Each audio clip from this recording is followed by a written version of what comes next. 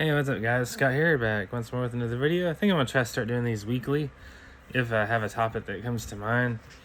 I kind of want to start doing videos a little more often, but not too often.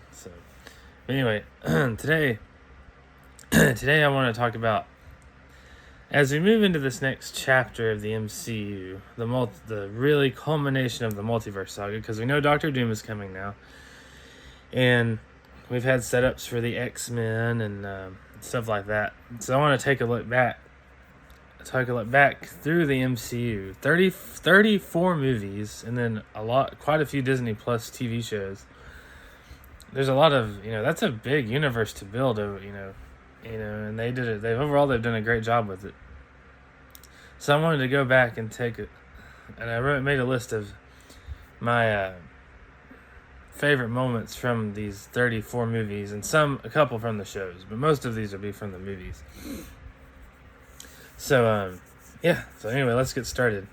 These aren't in any particular order necessarily. They just wrote them down. I just wrote them down as they came to mind. So let's start off with the Battle of New York, the first Avengers movie, the first time the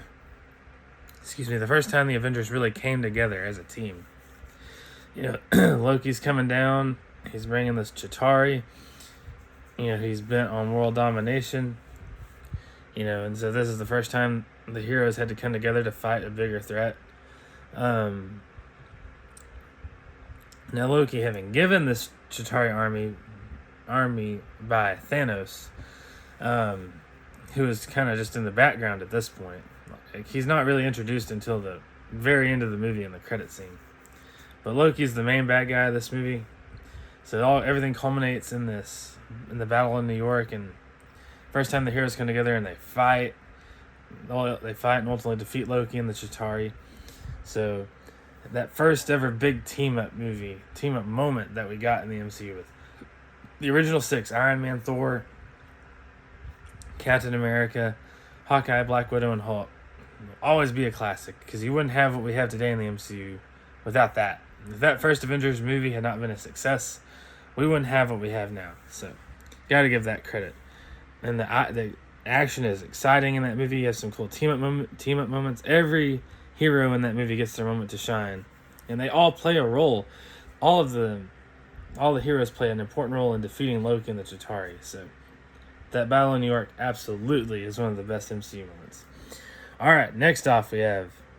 Let's skip way ahead. The Battle of Earth. Avengers Endgame, the final battle. You have the main bad guy this whole saga has been building up to, Thanos. Technically an alternate version, a different version than the one we were following, but it's still Thanos, right? You got the main bad guy, Thanos, coming down with his much bigger army that has Chitauri in it. He has Chitauri, and then of course the Black Order is 4 horsemen. Then he had lots of other henchmen bad guys that were working with him, for him, whatever. And then this battle, just exponentially builds on what we got in the Battle of New York. Pretty much every character that had been introduced in the MCU to this point played a role in this battle. And the build-up was so awesome, And honestly, I don't think Marvel could ever pull this off again to the perfection that it did. Now, don't get me wrong. I think Avengers Doomsday and Avengers Secret Wars, the next big crossover films, will be great and exciting, but this movie and this battle was the build-up of 10 to 12 years worth of storytelling and character development. So almost lightning in a bottle. So I don't know if they could ever pull it off to this level again. And this battle is for the fate of the universe. Thanos wants to destroy it and remake a new universe in his image. And he's going to wipe out Earth and everyone that stands in his way to do it. So, of course, ultimately, Iron Man ends up sacrificing himself to defeat and destroy Thanos and his army. But, every hero played a role in the part. Again, like New York, pretty much every hero played an important role in this battle, helping get the gauntlet over to Iron Man, ultimately. So this battle was really well done. And it didn't feel overdrawn either. I felt the battle was just the right length. Sometimes sometimes scenes in movies can feel over long or overdone to get for effect. I felt this battle was just the right length and, focused on what it needed to, and it was well done overall. So, Battle of Earth absolutely is one of the best MCU moments. All right. Next up, we have the most recent MCU movie. So I'm gonna call it the Battle at Cassandra Nova's Fortress, where you have Deadpool, Wolverine, X-23, Elektra, Blade, and Gambit all teaming up to go fight against Cassandra Nova's baddies at her fortress. And then this is the most off the wall team up I think we've ever gotten in the MCU. All these characters that were kind of from the old era of the Fox X-Men movies and stuff, the Fox era of Marvel, they got brought back for this, to kind of be properly brought into the MCU. And so it was so cool to see all these characters back and teaming up. And the action in this fight was awesome. Every Elektra got her moment, Gambit got his moment, Blade got his moment, and X-23 got her moment. And, of course, Deadpool and Wolverine got their moment. So, again, every character in this fight got their chance to shine. So this battle was really well done. It was so cool. And I love when X-23 puts on the glasses, too, as a callback to Logan. This movie had so many awesome callbacks to those older movies. So, absolutely, this battle is one of the best. All right, next up we have... All right, back to the Battle of Earth. Now I'm going to be talking about specific moments in the battle. Okay, so the Battle of Earth, one of my favorite moments is when Captain Marvel... Thanos orders his ship to start raining fire onto the battleground. And so, it puts the heroes in a bad place. But then all of a sudden you hear Iron Man say something... Iron Man's AI Friday says something's entering the upper atmosphere, and you see all of Thanos' ship's guns point up and start firing, and it says Friday, where are they firing at? And then you see Captain Marvel come through the atmosphere and pummel the bad guy's ship to smithereens. One of the best moments ever in the MCU, because it really turned the tide of that battle in the good guy's favor. Yes. So that is and then you have Rocket Raccoon say, "Oh yeah," when she destroys the ship. Love that moment so much, and it really shows Captain Marvel's power. She was able to wipe out a whole ship of bad guys by herself. So love it. All right, next we have the moment that kind of leads to that moment. Scarlet Witch versus Thanos. Now, within the Battle of Earth in Endgame. So, this is the first time Thanos had fought an opponent that really, on a whim, could have killed him easily. Once she was able to get him down. Because, at first he's fighting her, and then Scarlet Witch knocks the blade out of his hands, raises him up, and starts ripping his armor off. She could have easily just killed him by snapping his neck or whatever. But this is one of the cases, that old trope in a lot of movies, not just superhero movies, but a lot of movies where the good guy or one of the good guys has the main bad guy down.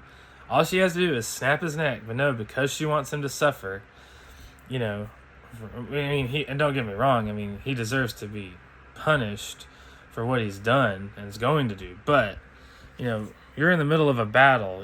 His army is invading. This is not the time to be worrying about, he needs to be taken out. But because Wanda hesitates, he's able to call her to the ship to rain fire in the battlefield, and prolongs the battle longer than it should be.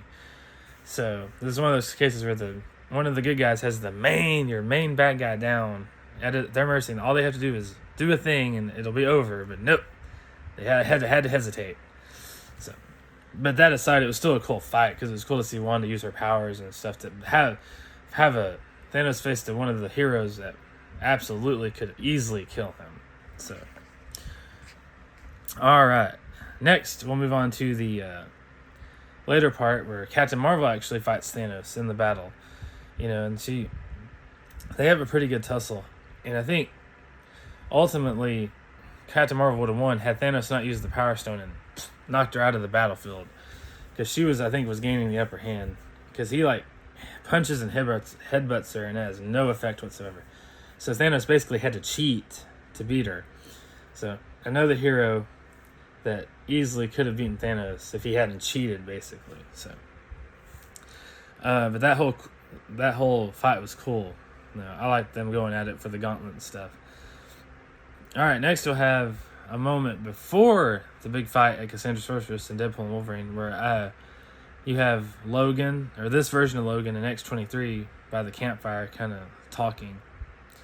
And she kind of gives him the confidence he needs to get back in the fight, because the Logan she knew had died to save her. And she's like, dude, like, Logan, you can be that man too. You're a good man. You're always the wrong guy until you weren't.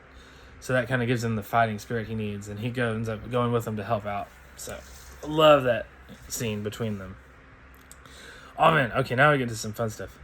So, we have the movie The Marvels, and one of the plot points in that movie is that Carol Danvers, Captain Marvel, Kamala Khan, Miss Marvel, and Monica Rambeau, who will probably end up being called Photon, but those three are having to learn to switch to use their powers because their powers are entangled, so they're constantly switching places when they use their powers.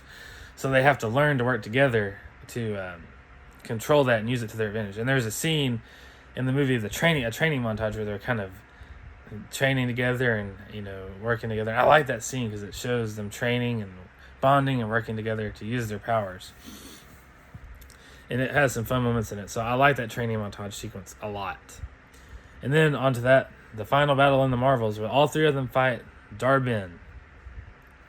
You have some cool power switching in that battle, and they ultimately end up defeating Dar-Benn. And that, again, that trope I hate, another trope I hate, is the bad guy. They have the bad guy down, and they don't just, they do something totally stupid. And, they have the bad guy down. She's in a position where she can't do anything. I'm not saying you have to kill her, but she, at least put her in containment or something. But no, they do something. They end up reasoning with her, and they do something totally stupid, and she ends up getting her hammer back. Universal weapon is called, her weapon back, and holds Kamala hostage. It's like, oh my god, I hate that trope so much. But that aside, the fight itself was awesome with them switching places, and it was a pretty brutal fight too. I mean, they had some pretty hard hits in that fight. So, love that fight scene.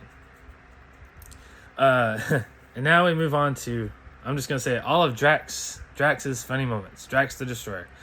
Oh man, what a character! I love Drax, and Batista plays him so dry and so well. Like, his dry humor is just so awesome. Like he says, do not ever call me a thesaurus.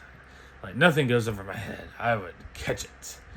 Just his dry humor. Drax is a character that dry humor just works for, and it's hilarious. And honestly, I don't feel like there was ever any moment where it was overused.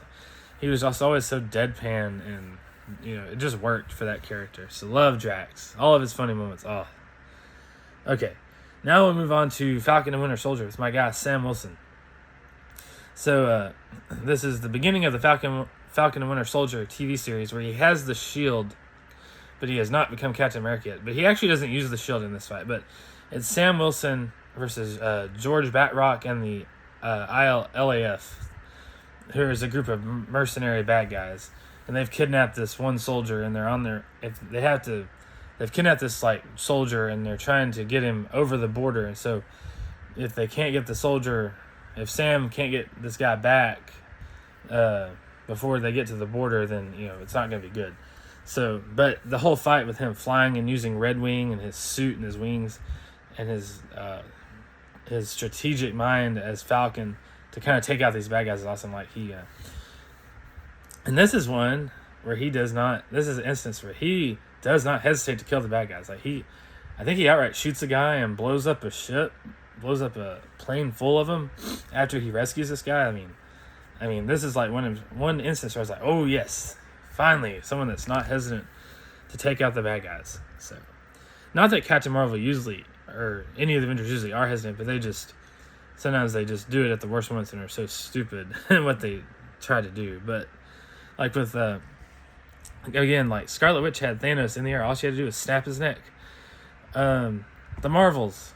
They had Dar-Benn down. All they had to do was put handcuffs on her, put her in a cell and then we can talk. But no, they had to listen to her, and she turned the tables on him. Those two tropes are so dumb, in my opinion. But anyway.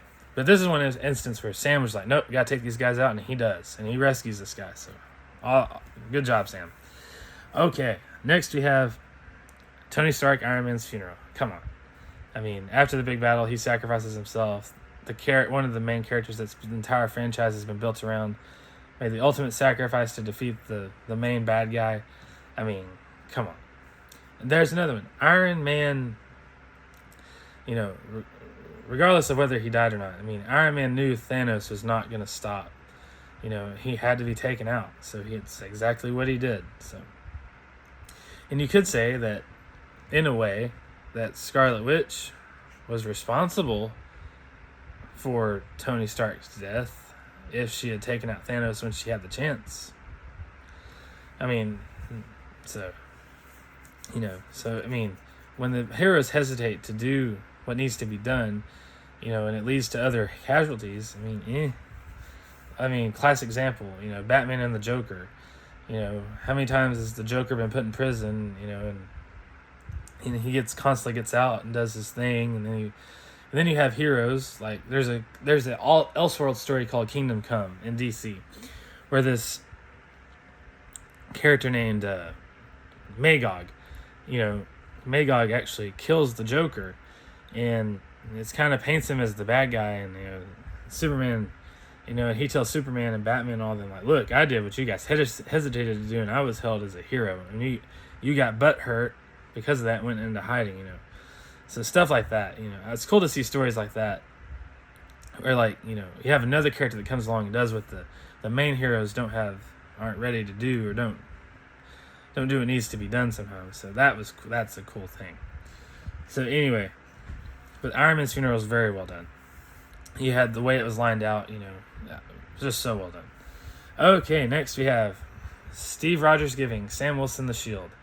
Now, I know a lot of people say Bucky should have gotten the shield. I understand. You're entitled to your opinion. But I'm happy with Sam getting the shield.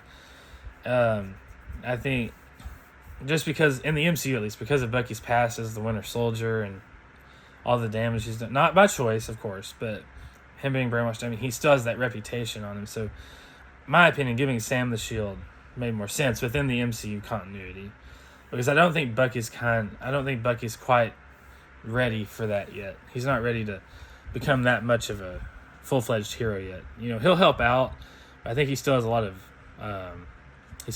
of baggage that needs to be dealt with before he's ready to do something like that. So I enjoyed Sam getting the shield. That was cool.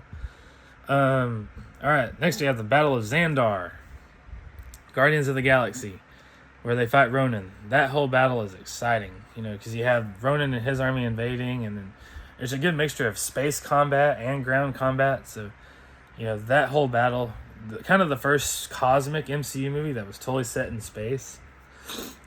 So you had ships, kind of like Star Wars. You had the bad guy ships and the good guy ships fighting, and then the ground forces. And then that whole battle was really well done for a space battle in a space MCU movie. So, absolutely. All right. And next we have, let's see. All right, I'm going to end with this one, because I feel like I could do another video list. So this is part one of my favorite MCU movies. Okay.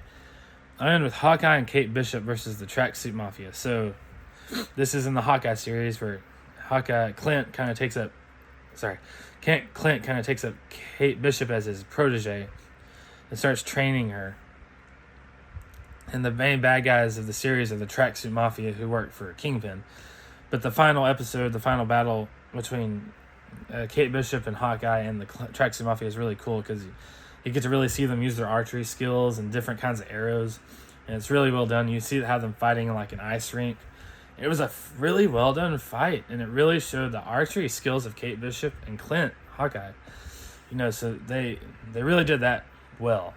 You needed a fight that really showed the archery aspect of those characters, and this movie did that. This fight in this show did that so well. So, absolutely one of the best. All right, I've been going about 20 minutes now, so this was part one of my favorite MCU moments. All right, guys, stay tuned for more soon. And stay tuned and peace out.